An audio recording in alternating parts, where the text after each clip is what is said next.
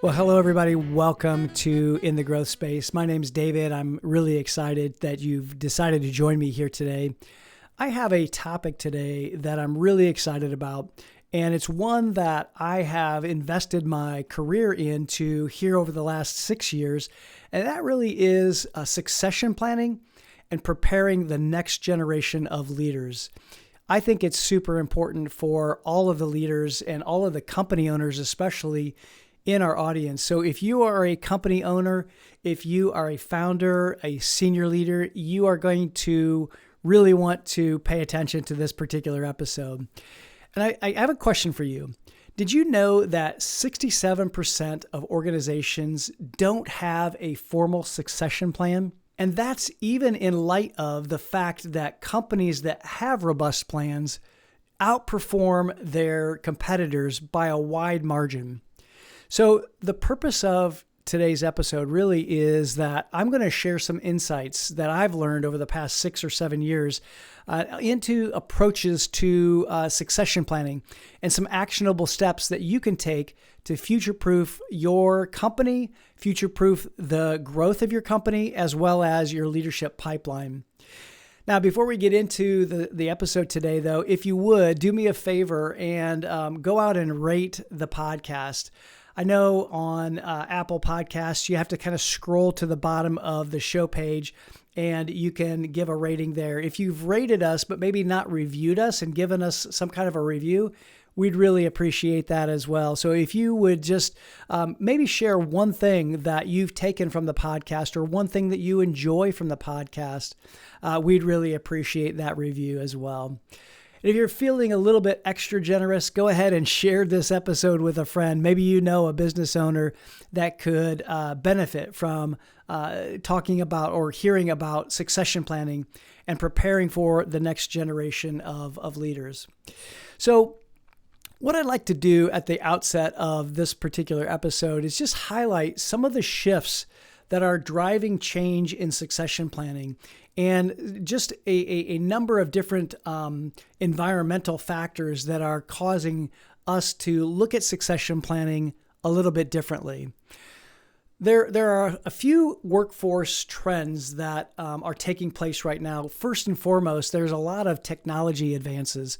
So for example, virtual reality for leadership is being used for simulations to be able to allow potential leaders to experience world challenges in a controlled environment. And so there are companies right now that are doing this. Walmart, for example, uses virtual reality to prepare their employees for management roles, and they focus on decision-making and crisis management. And I think that that's a really important aspect when you consider how to prepare the next generation of leaders. Now, not every company can use virtual reality to prepare their leaders. However, another workforce trend is really a trend towards value-driven leadership. There's been a growing emphasis on aligning leaders and leadership teams with the organizational values, such as social responsibility and maybe even ethical decision making.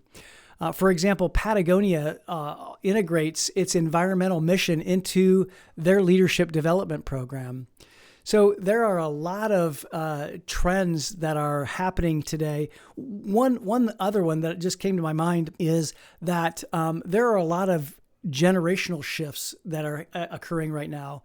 I'm sure that you're fully aware that there are multiple generations in the workforce right now. But by some experts will say 4 or maybe even 5 in the workforce. So those generational shifts are creating changes in how the workforce looks at work. Millennials and Gen Z are increasingly entering the leadership positions, and they're bringing different priorities with them and different leadership styles. And these generations, they value flexibility. They value work-life balance. They also look at really having a purpose to their work and creating some purpose-driven work. And they really like to also see and hear a lot of feedback. They love to get frequent feedback. So if you're creating succession plans in today's environment, they've got to adapt to these preferred preferences in how people like to work today. And you need to also make sure that you adapt so that you can engage and retain your emerging leaders. The other factor that's happening right now too, and I'm sure this is not super late breaking news, but there is a rise of what's called the gig economy and just non-traditional careers. There are so many ways to earn a living in today's world, and they don't always take into consideration punching a clock or showing up at 8 o'clock in the morning and checking out at 5 p.m. The gig economy really allows workers and leaders to work from wherever they are at whatever hour they would like to work. And that's a big workforce change in today's world. And so that gig economy and the freelance workforce have really introduced a lot of flexibility into careers and leadership paths. And so sometimes that makes it harder to identify long-term leadership candidates. But you have to be very intentional with how you're engaging those workers who are remote or working odd hours or perhaps are only working part-time. Maybe you need to have a way to engage those people to understand what their desires and their career aspirations are. There are also companies that are exploring ways to involve contingent workers in leadership development. And so sometimes there are ways to be able to have a workforce that is not always on your payroll. So there are a lot of ways to use virtual assistants and use virtual programmers, virtual project management, fractional executives. I've been working with a company now as a fractional CEO, and I'm actually working on my next engagement as a fractional CEO. And so there are a lot of ways that you can engage leaders outside of the normal hierarchical way that our traditional companies have engaged leaders. And so just be aware of some of these trends that are happening right now. One trend that I wanted to point out to you that is, I'll say it was shocking, and it was also enlightening to me as I read it. It was an article I believe it was in the Wall Street Journal, where it talked about many workers who did not want to accept a promotion. They didn't want more responsibilities, and they were actually declining and refusing promotions. That's a big change. That's a big change from my mental model of the world. I always grew up really looking for and seeking more responsibility and greater impact. And so that's changing. And so I think that it's something that we all have to be aware of when we're looking at succession planning, because there may be a high potential leader that you see. If you don't know what their aspirations are, if they don't want to be promoted, if they're just happy as a clam being an individual contributor, then you need to make sure that you're aware of that. The other thing that I'll say too is that there's been a shift to more skill-centered leadership. With all of the advancements in technology, there's been a real focus that shifted to skills rather than tenure. So if you have somebody that has a unique skill, that particular individual could be promoted to a leadership role if they have the skills that you need for that role over someone who has, let's say, been with your company for 5 years and promoting them just because that's the next natural tendency. So be aware of those factors. The last thing I'll bring up here in just these workforce trends is just the trend towards hybrid work and remote leadership. It takes a lot of different skills to lead in the remote environment. And that has required new skills in communication, new skills in collaboration, being fluent in various platforms. So I would call that digital fluency.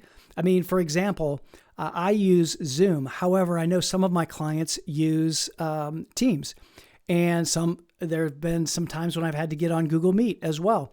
And so you have to be fluent in these digital technologies and these digital platforms. And so that adaptability is a skill that's really needed in the hybrid market and in the hybrid world. So succession planning really now involves identifying leaders who can really thrive in this hybrid market and this hybrid environment, or even a fully remote environment for that matter. So workforce expectations around flexibility and purpose-driven work have to have us rethinking the traditional leadership paths. So not every company is going to have a hierarchical path in their organization. And if you're a small company, if you're a family-owned company, that's probably already, self-evident. But if you're a little bit larger company, if you have 100, 150 employees, you may have to rework how you structure your organization. Now, succession planning also has to prioritize adaptability and continual upskilling in this environment to really prepare leaders for this evolving workforce and workplace, because it is happening so fast and it's changing so fast.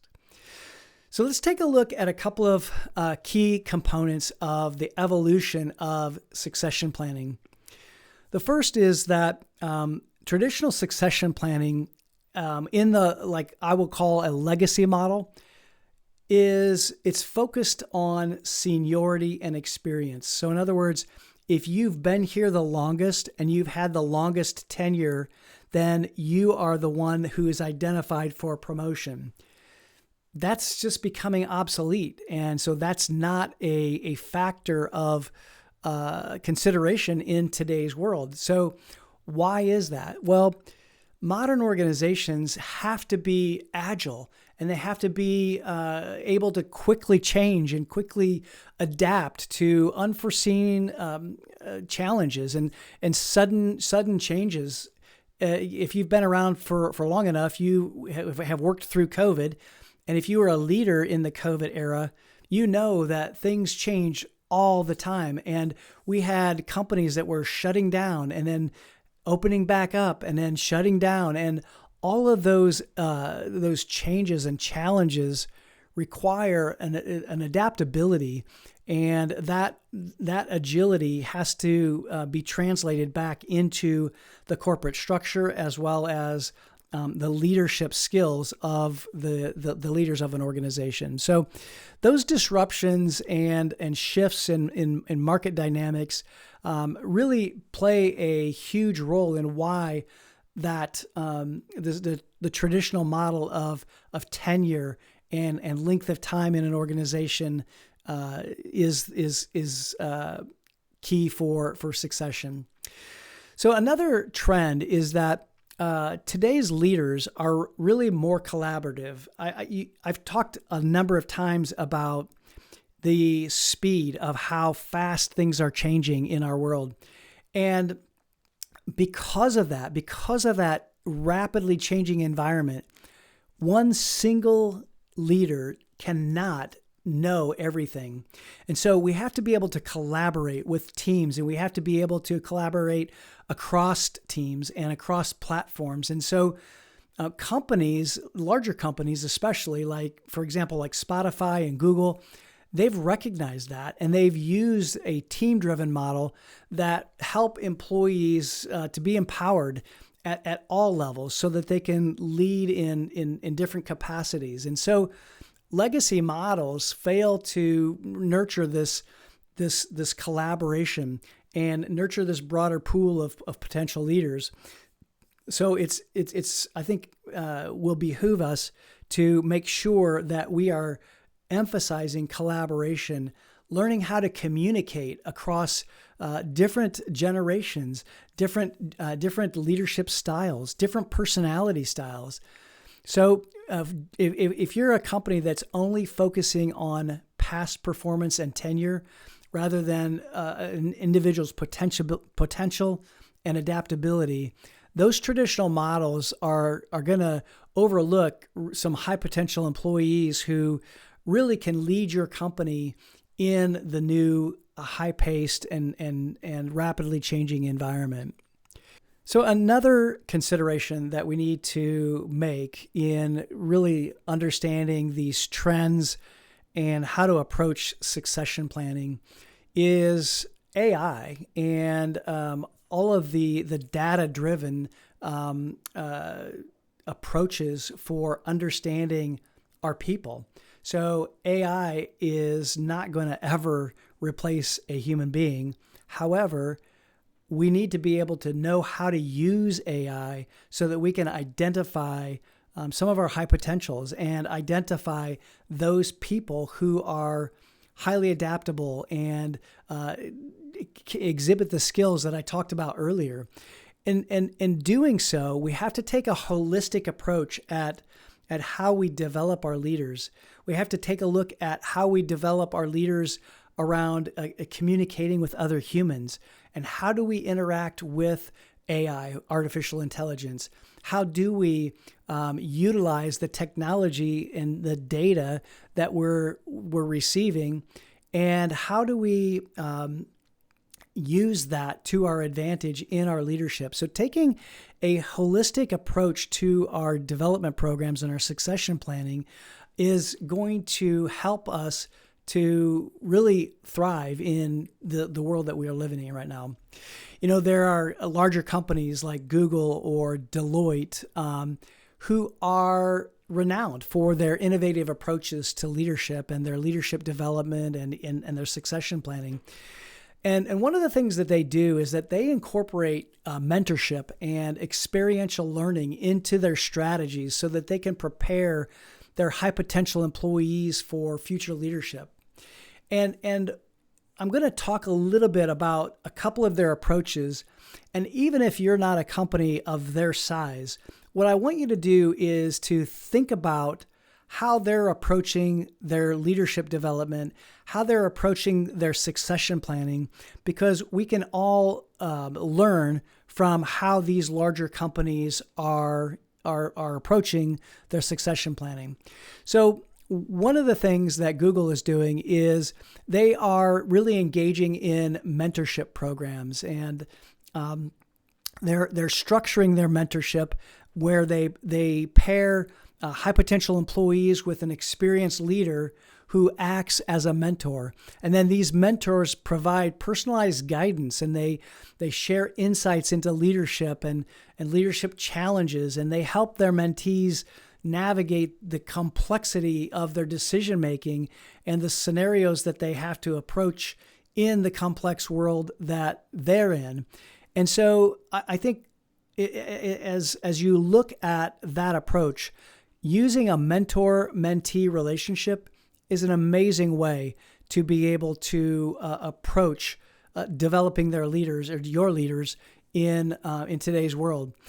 The other thing that I think is really a unique approach that Google's doing is they have a reverse leadership or a reverse mentorship where leaders are encouraged to learn from junior employees. So senior leaders are paired up with junior employees, and they especially those that have expertise in emerging technologies, being able to teach the senior leaders about those emerging technologies and really creating a two-way knowledge exchange that benefits both parties, that both benefits the junior leader as well as the senior leader.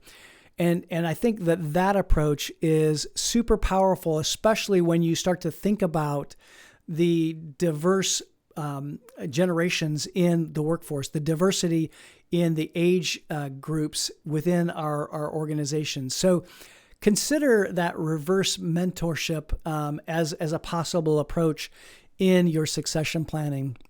Another approach that they're taking is experiential learning, and so they'll take job rotations, and they'll give stretch assignments, and they'll frequently move employees across different teams and different roles and different geographies, and they'll expose them to a lot of different challenges that they ordinarily wouldn't be exposed to if they were only in one position. So this really helps potential leaders gain a holistic understanding of the business and how to build adaptability into their leadership skills. The other thing that Google does is that they run intensive training programs. So they have things called leadership labs, and that's where employees participate in simulations and workshops, and they practice decision making and conflict resolution and team management in real world scenarios. And those real world scenarios, as well as the simulations, is so helpful to be able to help emerging leaders to be able to begin to think like a leader, be able to understand different dynamics and make decisions in those rapidly changing environments. And so think about ways that you might be able to implement something like this in your organization. Depending on your size and the complexity of your organization, that could be helpful as well. Let me take one other real quick approach to leadership development from Deloitte and around their framework. Their framework is built on mentorship as well and experiential learning. And their mentorship program utilizes executive sponsorship. So they'll take a high potential employee and they'll be paired up with an executive sponsor. And that executive sponsor then advocates for their career growth. And it gives them some strategic advice. It helps them to gain visibility among other senior leaders. It's a great way to approach the mentoring process. You know, one of our clients did exactly the same thing, where they had their emerging leaders paired up with a member of the executive leadership team, and after each session, or maybe it was once a month, I don't remember now, the emerging leader would meet with the executive leader and talk about the things that they were learning in our Emerging Leader Academy, in the Emerging Leader Inner Circle, and then asking them questions and really engaging with that senior leader. And that's a great way to add a little different dynamic to the mentorship approach. The other thing that Deloitte does is they promote collaborative learning and peer groups. And I love this approach because we've seen this approach work really, really well in our inner circle models, where we come together with peers to be able to solve an issue. And we call it a hot seat. So we may have a leader who has a problem, a challenge that they're trying to think through, and they're surfacing it for everyone else to think into. And so this peer mentoring gives such a great opportunity for sharing knowledge, sharing best practices, and abilities to look at problems differently and really even collaborate with other leaders across other companies and other organizations. And so that's another really great approach. And then, of course, Deloitte uses formal coaching. They know that coaching is a great way. It's the best way to change human behavior. And so they tailor that into their program and into their emerging leader succession planning. So some common themes in some of these strategies really is getting some real world exposure. So both Google and Deloitte believe that leadership skills are best developed in and through hands-on experience rather than just theoretical training. And I couldn't agree more. And so it's one of the reasons why in the Emerging Leader Inner Circle and the Emerging Leader Academy, we bring these leaders together to talk through real life, real world experiences and real world problems. And so that development of real world exposure is really a great model. So if you're considering putting something together for your own company, make sure that you're engaging in real world examples, real world emphasis. The second thing that they do, both Deloitte and Google, is that they prepare personalized growth plans, and this should be done no matter what. Anyway, you should have a personalized growth plan for every employee. But what they do is they take their high potential employees and they receive individualized plans to address their strengths and even their development areas. And so make sure that you're focusing on creating personalized growth plans. Sometimes they're called PDPs, personalized development plans. But make sure that your employees have a path so that they know that they can grow through and grow to. And that should be done with the leader, with the supervisor, understanding where that leader wants to go and where their strengths are, where their development areas are, and create that path as a team. The other thing that I would say too that both Deloitte and Google do is they see leadership as a collaborative effort.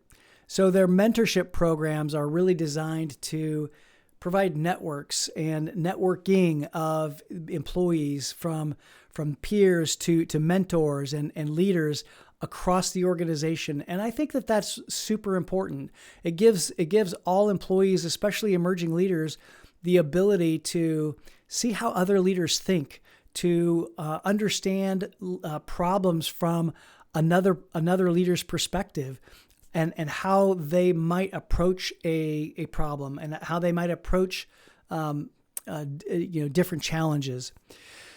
The other thing that they do, and this is important in every emerging leader or succession planning program, and that is to give frequent feedback. Because that feedback, if you're not understanding how you're doing and where you need to adjust, then you're not going to be making progress. So frequent feedback are really integral to make sure that employees stay on track and even adjust their development plans if they need to.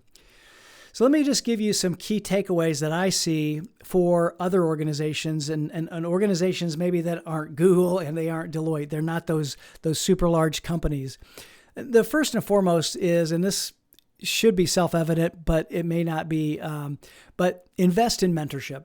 Create structured mentorship programs that have clear objectives and regular touch points. And even if you are a small organization, you can do this. You can find ways to create mentoring opportunities.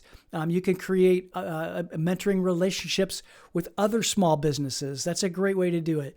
If you have If you don't know another small business owner, reach out to me. I can either connect you or I can actually help you with our Emerging Leader Academy as well, if you like. The other thing that I would say that these succession plans and preparation development plans need to have is diverse experience. Give your emerging leaders a variety of experiences and a variety of situations so that they can be stretched. They can try things that they've never tried before. Sometimes even just, this would be more for a larger company, but larger companies create secondments where they will send an employee out, maybe even overseas or to a different branch or a different division so that they get an understanding of that other division or that other culture even. So broaden the perspective of your emerging leaders. And then lastly is simulate real-world challenges. Develop simulations or workshops so that you can simulate those real-world examples. Have them bring in real-world challenges that they're facing, and maybe even bring into a peer learning group a senior leader that can help challenge and give a different perspective to how to approach those challenges and those problems. One other thing I'll say real quick is that having a broader perspective or a diverse perspective, I think is so important. And it's one of the reasons why we've created the Emerging Leader Academy and Inner Circles the way we have, so that your emerging leaders are exposed to different markets and different industries and different cultural contexts, so that they can see things from a different perspective. And these strategies really allow your leaders to build their resilience and build their capabilities by seeing other perspectives and actually aligning then those different perspectives within your organizational goals. That will help them and help you to prepare for the future challenges. Just a side note too, one of the things that I will say about our Emerging Leader Academy is that it uses a lot of these strategies and in a variety of different ways. And so if you want to know more, just reach out to me at david@davidmcglennon.com, and we can, find out if your company may be able to participate, and it might be right for you and it may not be. But I just wanted to make sure that I shared that, because it's the passion that I have for developing emerging leaders. And I'd really love for you to be able to participate in that if it makes sense. So one final thing that I'll share here is just the trend towards the flexible and maybe I'll call it agile succession models. And a lot of the modern organizations are moving away from rigid hierarchies. I talked a little bit about this earlier, but they're creating in lieu of those hierarchies a more dynamic leadership transitions and creating more adaptability in their leadership models and in their growth models. They're leaning towards collaboration so that their leaders can adapt in a increasingly complex and fast-paced in business environment. And so that collaboration and that speed and that agility is really important. And one of the reasons why they're doing that is just because of the market disruptions that have been taking place and the industries that are evolving and all of the technology advancements, the globalization and competition around the world. If you have a rigid hierarchy, that's not going to adapt quickly enough to adapt to these changes. And so be mindful of that. Even if you're a small organization and you're a small company, if you set some rigid hierarchies in your organization because you think that that's what you need to do, I would encourage you to rethink that. It's okay to have a very flat organization, even if you have 50 or 60 or 70 employees, and you're wanting to put in some hierarchies. I would encourage you to think through that maybe a little bit differently in light of being able to encourage collaboration and a different approach that allows you to be more agile. And along one of the lines that of that thinking is that one aspect that we have to consider is that generational workforce shifts that have been taking place that I talked about earlier.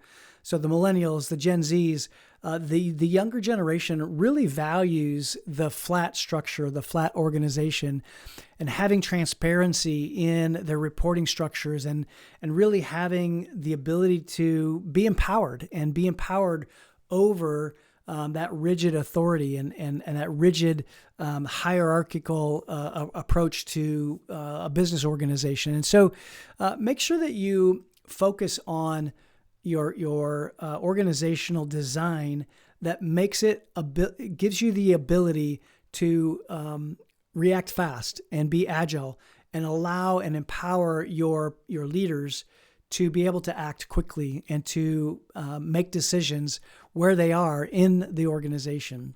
So let me talk about one last topic here. And really, it's all about preparing for the future of work. In the coming years, the fluidity of our roles is going to be just as important as all of the changes that are taking place in the environment. And so as roles become more fluid, leadership transitions have to be more agile and have to equal that agility and that change in leadership transitions and the fluidity of leadership. And so the future organizations that will prosper and will adapt well are going to embrace models where leadership isn't tied to a title, but it's tied to the ability to influence and to innovate, and most importantly, deliver results. I've been a part of startup companies, and startup companies always use, I shouldn't say always, but most of the time use flat structures where leadership just emerges organically, and it's based on project needs. And so think about having a startup mentality to your organization, especially if you're a smaller organization or one that's growing from a small organization to a larger, more mature organization. And when you do that, then you'll be able to increase your agility and you'll be able to respond faster to challenges and changes. You'll have an empowered workforce. Your employees will feel more engaged. You'll increase the engagement and the way they feel valued. And that will, of course, impact your retention. And so all of these things in succession planning and preparing your emerging leaders are ways in which you're going to improve that retention, which in today's world is super important. So my final insight here today in this episode is really that dynamic leadership and dynamic leadership transitions and succession planning will be aligning the demands of the business and aligning the demands of the business with flexibility and being able to foster that flexibility and adaptability. And I think that when you look at ways to embrace change and embrace that adaptability, your organizational resilience and your leadership pipeline will be strong, and your company then will be healthy and strong,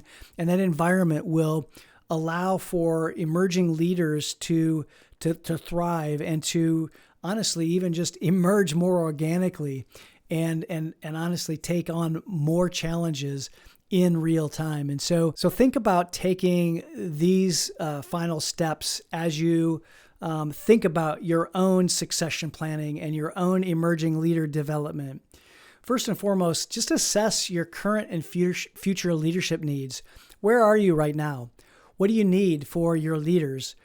Who do you have that you can hand off to if the need arises? And how are you developing your leaders today? So just take an honest assessment of that and conduct a leadership audit. Just identify where those critical roles are within the organization. Determine what your skills are that you need, the competencies that are required for not only the roles now, but also in the future. And think about, as you think about these roles, consider the industry trends and the technology advances and take those into consideration on what you might need in the future. For example, you may need somebody who helps implement AI within your organization. How will you engage with AI? How will you align your values with your AI use? And those are really important topics to think about. So ensure then that your succession plan supports your long-term business objectives as well. So whatever your strategy is for growth, whatever your long-term objectives are, make sure that your succession plan supports that. Ask yourself, what type of leaders are going to drive the company forward in 5 years, in 3 years, and be able to make sure that you understand what you're going to need in terms of your leaders in the future. And then identify and develop those high potentials. So I'm sure you already know the high potential employees that you have within your organization. You've got to be able to take a look at tools that assess your people. Use tools like the 9-box grid to assess your employees and how they're performing and where their potential is. Engage your senior leaders to identify those high potentials. and make sure that you're looking across all of your departments. Create your individual development plans. Make sure that you're customizing those development plans for your high potentials to just address any skill gaps that you might see. And make sure that you're creating some accountability and including milestones and regular progress reviews. There's nothing worse than doing the annual review and not really knowing where you're at throughout the course of 12 months. Your employees, your high potentials especially, need to know where they're at on a monthly, maybe even a weekly basis, definitely by quarter. Help them to understand that. Give them feedback and give them some regular reviews in your process. And then finally, just foster a culture of mentorship and coaching. Be able to have some kind of formal mentorship program, whether that's within your organization or if your organization's too small, then look outside of your organization. Find other business owners that perhaps you could team up your employees with to be able to maybe collaborate outside of your industry. Pair your emerging leaders with other senior executives to give them the guidance that they need. I would also encourage you to reach out to me to help your emerging leaders to learn and grow, learn themselves, and then learn some of these key skills to help them to grow in the environment that we're in. And then lastly, give them some stretch assignments. Give them an assignment that really is going to stretch their mind, stretch their abilities. Maybe give them something that they've never done before so that they're challenged. They're stepping outside of their comfort zones, and they're really doing things that they've never done before. And quite honestly, they might fail at, and help them to learn from those failures if they do. If you have the ability to create coaching for your high potential leaders, that's an amazing way to be able to pour into and to invest into those leaders. Any kind of leadership development, leadership academies, leadership workshops, coaching, group coaching, individual coaching is going to help them to see the blind spots that they have, to see where they have development areas, and to really focus on those development areas and really grow in the process. And so if I would just summarize the key takeaways from what I'm sharing here today, the first and foremost is be proactive. You start your succession planning early. Avoid the gaps in your leadership in case somebody leaves or someone changes their own career path to another organization. But start early. If you're that senior leader, if you're that business owner, start thinking about who you're going to hand off the leadership reins to next, and do it soon. There's no better way to make sure that your legacy is secured if you're the founder than to start now and plan early. And just make development of your leaders a priority. Invest in ongoing training, ongoing experiential learning for all of your leaders, for all of your potential leaders. Even if someone's not leading others now, if you see that ability, someone who really takes initiative, make sure that you're investing in them. And then make sure that you're also being inclusive. Make sure that you're bringing a broad spectrum of diverse perspectives into your leadership and making sure that your leadership pipelines are full of a variety of perspectives, because that will help your organization learn and grow and adapt. Use the tools that are available to you to make decisions, to create talent and to create your leadership development. And then really just foster a growth mindset within your organization. Make sure that you're encouraging employees to continuously learn outside of your organization, within your organization, but that mindset of growth is so key to your growth as an organization. I'm going to leave it there. That's long enough. This has become a little bit longer episode than I thought it might be at the beginning, but I wanted to just capture some of my thoughts, some of the things that I've been thinking about as I work with some of my clients and some of our leaders in the Emerging Leader Academy. And so let me just say this. succession planning really isn't about preparing for today. It's about investing in the leaders who are going to shape tomorrow and shape your organization in the future. So just take one step today, even if that's just to audit your plan or starting a conversation with your team about succession planning and about the future. And if it's right for you, reach out to me and I can share with you how to join the Emerging Leader Academy. I know I've said that several times, but I've created the Emerging Leader Academy specifically for organizations who want to be able to prepare their leaders, to prepare their organizations, to be able to secure legacy and longevity and resilience of the organization, and really give you a competitive advantage as well. If you're ready to do that right now, the website is davidmcglennon.com. ELA_register. We'll put that in the show notes as well. But we would just invite your thoughts, invite your thinking on this particular episode.